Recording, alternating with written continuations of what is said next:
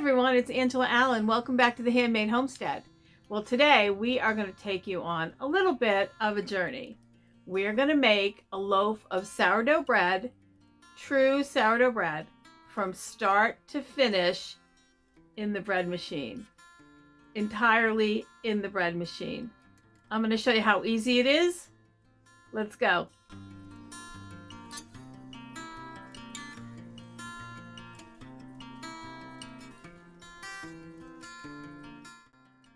And stick around to the end of the video because there's something else we're going to try doing here at the Handmade Homestead that has to do with books, but it also has to do with from scratch, ingredient-based cooking, and I'll talk about that a little bit at the end of the video. That's something we're going to do for some upcoming videos, just for some fun. I think that you'll really find it enjoyable, and I'll talk about that in just a bit.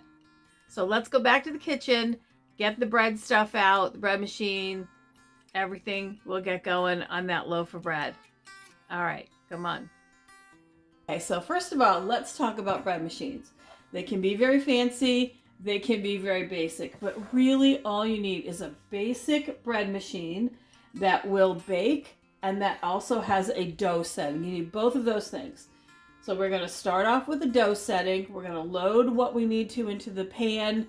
And we're going to put it on dough, let it mix the dough, knead the dough, and then rest to do the first fermentation. And once it does that, we're going to unplug it and we're going to let it rest for 8 or 10 or 12 hours. It's really going to be in this bread machine probably overnight until it gets to the top of the bread machine.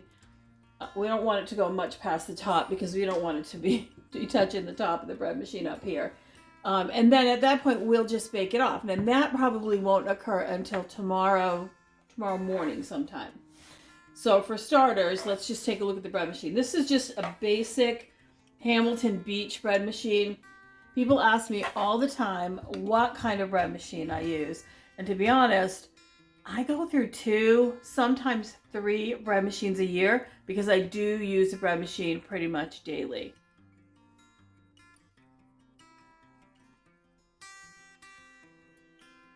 And, you know, I guess I'm kind of lazy because I mix everything in it for bread dough. Even something like bagel dough, which can be really a stiffer dough.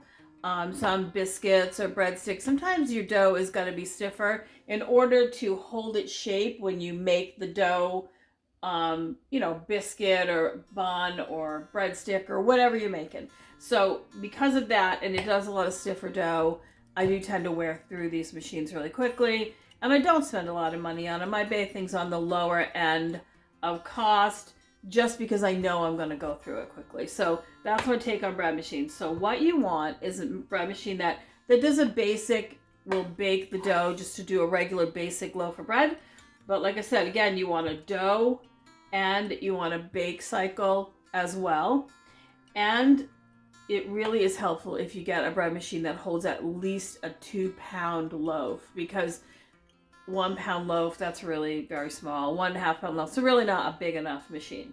All right, so that's the basic machine, basic controllers. What I want to talk about too is the bread machine pan. There are different kinds of pans. There's the kind of pan that's a little more narrow and your bread rises up almost like a tube and the only top crust of your bread is like right here. It's not very big. I prefer a bread machine that makes it like a real loaf of bread, just a little bit taller. That's what this machine does. All right. The other thing is the paddles in here are made to come out and be cleaned, okay? So always take your paddle out. If you have trouble getting it out, on the bottom, there's a nut that turns. You see that right there? Just hold that and you can wiggle the paddle out usually, and do that and clean it every single time. So there's our bread machine bread pan. Let's get our other ingredients together and we'll make the bread dough. Since this is going to be just a basic loaf of white sourdough bread, I am using organic whole wheat flour, raw honey. My sourdough starter is mixed and grown with whole wheat flour, but that won't make any difference one way or the other. For fat, I'm going to use a little bit of extra virgin olive oil. You do not have to use fat in sourdough. I put it in because I like a softer crust and a little more flavor and a little more chewiness, so that's why. And then salt. This is just regular salt, fine salt. And this is very hot, 1 cup of very hot tap water. Now, I'm not going to give you exact measurements. You're going to notice that I don't really use them. I always make my bread on video like this without measuring precisely. You'll notice there's no measuring with a grams or cups or anything like that, other than the flour. That'll be approximate, and the water, it's approximate, because I don't want you to think that sourdough is difficult. It is not difficult. If you just relax, experiment, you'll have a flop or two here or there. You'll learn every time, but most of the time it will come out fantastic if you just relax about it. I'm telling you, seriously. All right, so this is my empty pan. It has the paddle in it, and I am not going to oil or anything this pan. So 1 cup of hot water. You can see it's steamy, so it's approximately a cup. I'm not going to worry too much. See, I'm not even standing close to the thing, so you know, I'm just going to guesstimate it. All right, raw honey, 100% raw, unrefined raw honey. Now, I am not close enough to this pan to actually even see in it. I can't see in the bottom of the pan. I can see what you can see. So I want you to know how much I'm actually guesstimating this. So let me move you closer. Now you can see the pan, but from where I'm standing, I still can't see inside that pan. So this is just some honey. I'm probably adding a couple of tablespoons. It's just to help feed the dough a little bit, sweeten it up. No big deal.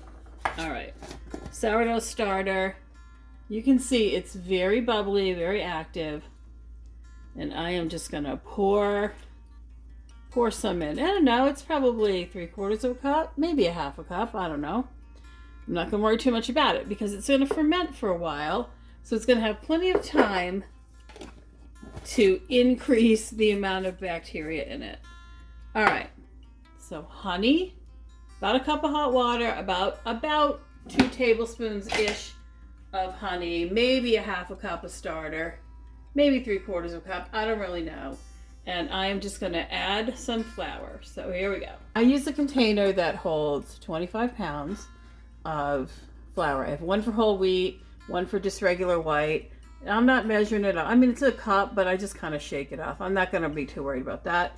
And I'm gonna do 3 of these. There's 1.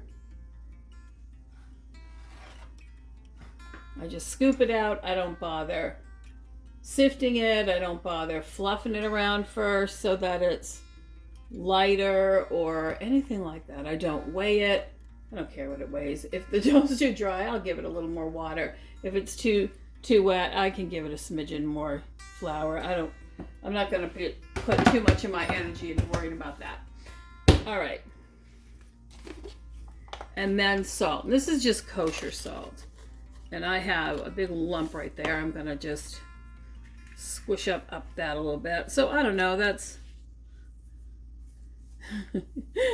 maybe a teaspoon and a half, would you say? Probably about that. Probably. There's a probably. All right, the only other thing we need is just some oil. I prefer really good grades of oil. We are primarily Mediterranean eaters here. I've said this before, I'm Sicilian American by culture and by raising, and my husband's a Norwegian Irish, so we like good olive oil. So I'm just gonna, again, I can't see in the pan. You can, but I'm not close enough to see. So I'm gonna put in maybe 15, maybe 20, 30 mLs, a tablespoon and a half, a tablespoon, 2 tablespoons, whatever you want. That's all I'm putting in there. That's it. All right. I'm going to load this into the machine and we're going to get it on the dough cycle, mixing and then kneading the dough. All right, well, there's my bread machine. I did just plug it in. We're going to load up the pan, lock it in, always lock it in. And then for cycle, I'm going to put it on 8 because the cycle for this machine is 8 for dough. And we're going to start. We're going to let this mix for a few minutes, and then I'm going to come back in and I'm going to scrape down these edges where that flour is to make sure it all incorporates.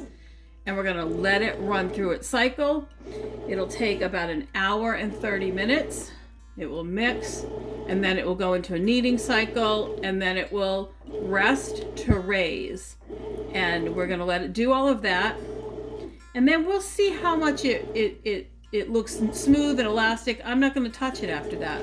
I'm going to leave it in here for about 12 hours. If it's cool enough in my house still, and it probably will be, I will just leave it in here overnight. And then tomorrow I will push the bake cycle and I will let it bake in here, and I'll tape all that for you so you can see. We'll just scrape that off a little bit. It's a little bit sticky, and that's okay. Sourdough bread's usually a little better hydrated than most of the other sandwich bread kind of breads that you make. And what's going to happen in over the next couple of hours, and that's going to it's just going to hydrate all of these grains, and then those extra seeds and stuff I put in there, those will all get hydrated, and this dough will be less sticky. But the beauty of making the entire loaf in the machine like this means you don't have to handle that sticky dough. You can use a little bit of a wetter dough, and you can end up with really nice moist bread without having to dirty a bowl, your counter, your hands, a bench scraper, whatever. All right, so let's let that knead, and it'll hydrolyze as it goes, and we're going to just ignore it for the next hour and a half. And then we'll come back and look at it in about an hour and a half so you can see how smooth and elastic that dough turned out to be. I'm going to show you what I do to the bread while it's rising to help keep it moist so I don't have any problems with it getting dry sitting in the machine. We are done kneading. I'm going to pull this out. You can see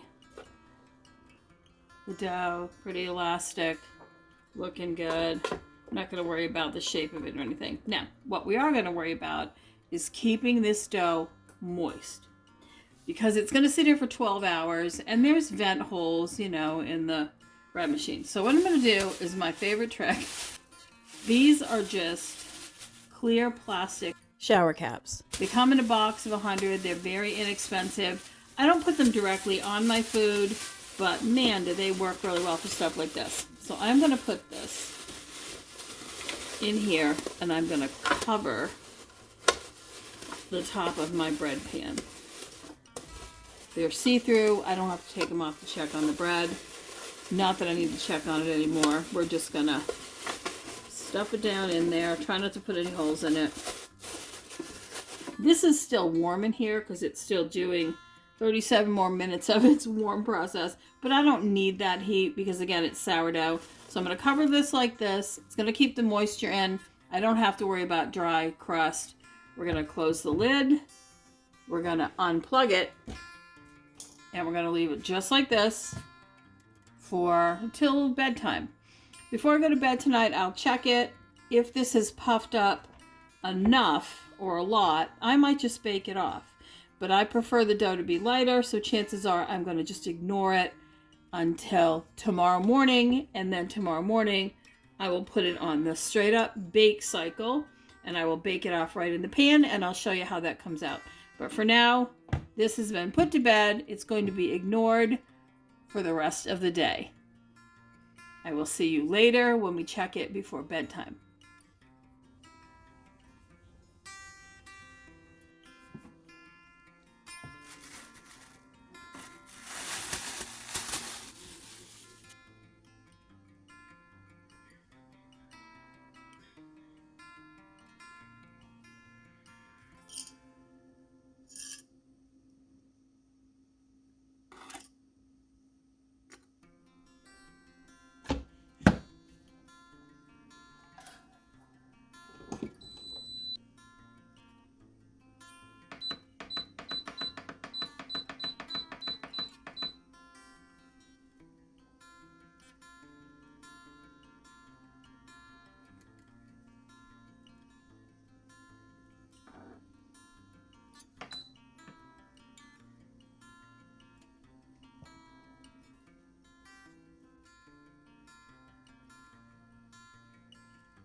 Well, it's 8:30 at night and I am baking off my loaf of sourdough bread in the bread machine right now.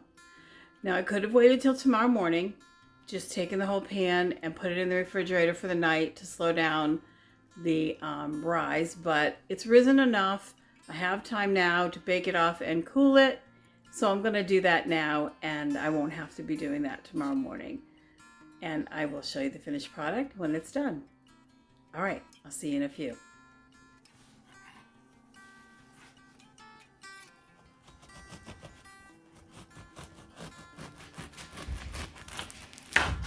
So there you go, finished, super easy, 100% in the bread machine, 100% authentic sourdough bread. It's really easy to make this way. It makes great sandwich bread. It's not too moist, it is not heavy, it's actually light and soft, and it holds up perfectly for sandwiches, grilled cheese, or egg sandwiches. It makes wonderful toast too. Okay, now let's get back to why I was standing in my library at the beginning of this video.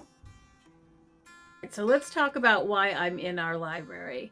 So this is just a few, you see all those? A few of my stack of cookbooks.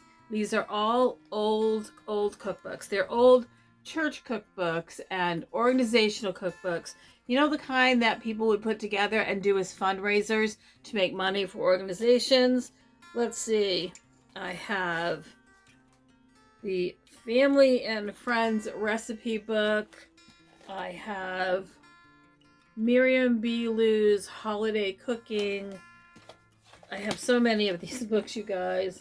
It says My Fair Lady Cookbook.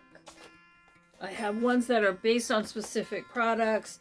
This one is just called Summer in Maine. I have the Way Back Philadelphia Cream Cheese Cookbook, Recipes and Cooking of India.